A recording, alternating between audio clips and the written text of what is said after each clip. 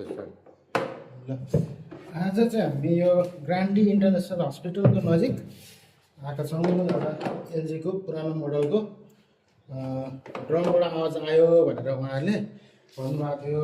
अनि हामीले आएर हेर्दाखेरि चाहिँ उहाँहरूले सर्भिसिङ गराएको चाहिँ धेरै समय भएको रहेन रहेछ, 2-3 महिना पहिलेदेखि आवाज आइरहेको थियो। उहाँहरूले अब कस्तो खालको कामै गर्ने मान्छे हो।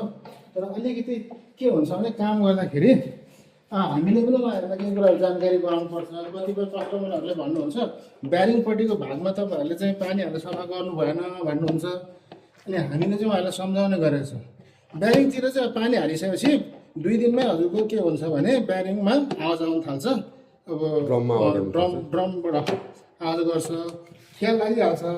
अब त्यस कारणले गर्दाखेरि भर्खर हजुरहरूले पनि सर्भिसिङ गराउनु पर्दाखेरि अलिकति क्वालिटी क्वान्टिटी पनि हेर्नु होला। अनि त्यस्तो अब कम्पिटिसनमा आएको छ। अब कसैले अब धेरै कममा गरिदिन्छु भने हुन्छ, तर काम चाहिँ झन् बनिनु भन्दा चाहिँ बिग्रिराखेको हुँदो रहेछ। त्यसले गर्दा चाहिँ हामी अब यो ब्यारिङ प्लस वाटर सिल चेन्ज गरेर अब यो ड्रम फिट गर्दैछौँ। त्यस कारणले गर्दाखेरि हजुरहरूले पनि अब यसो हामीलाई चाहिँ सम्झिनु होला। सर्भिसिङ गर्दा अब हामी पनि त्यही हिसाबले नै गर्छौँ, तर त्यसरी आवाज चाहिँ आउँदैन, राम्रो गरेर गरिदिन्छौँ। ल हस् त, धन्यवाद।